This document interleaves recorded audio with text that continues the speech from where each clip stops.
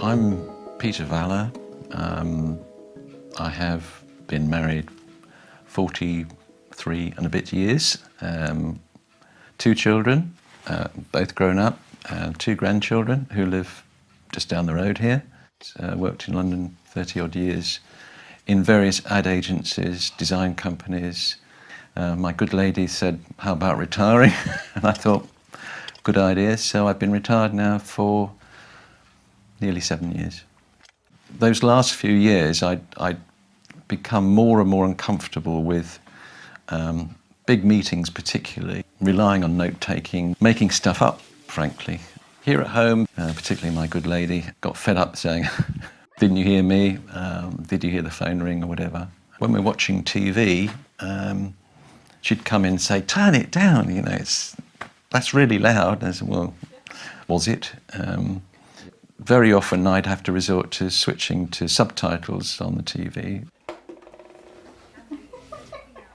If I go back to where I became first aware of the stress of not being able to hear, you start imagining, well, am I going to end up stone deaf? You know, I needed some help. I went for a test and was told in no uncertain terms, you've got a real problem.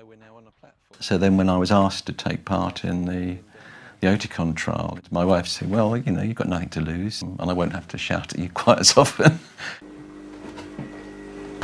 When I agreed to take part, I was warned it was 3 different meetings. First one, my wife said, does it really take 2 hours to go through all that? And I said, well, it was very detailed, pretty much asking my history, you know, my family, how I worked, whether I worked or not, what I did in my spare time, situations that were testing as far as hearing was concerned.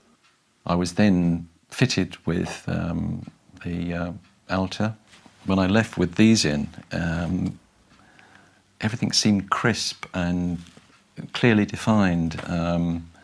It's the ability to pick out sounds. I mean, it seems much more naturalistic, that I can sense where the sound's coming from and I can focus more on what I want to hear. Once I got these in, the birds seem to chatter much earlier in the day these days. When they went through the final stage of personalising, they say the final meeting, it was a case of, well, would you be interested? I said, they really didn't have to ask the question. I said, well, you know, you'd have to bite my hand off to take these away from me now, because I've really felt the improvement. I certainly felt by the end of it that basically if I gave these to a friend and said, I've got hearing aids, try these, it couldn't possibly work as well because these are mine.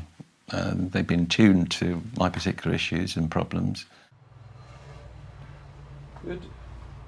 A couple of days after I came home with these, we had a birthday party, and I was thinking, well, it's that pub, it's going to be loud, and I'm probably going to not pick up half conversation. Wait for a plate. I'd followed the conversation, I hadn't missed out on anything, and I kind of forgot I had hearing aids, which was really nice.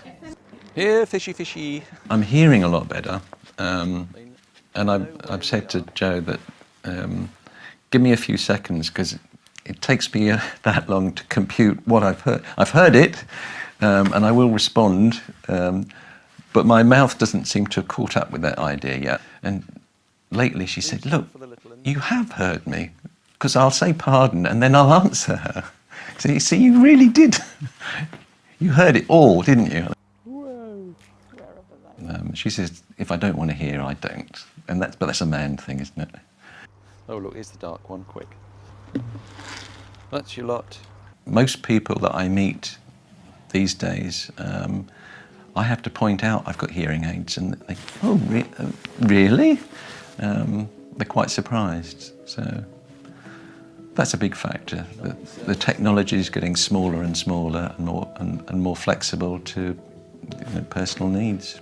I'm quite happy with these, thank you.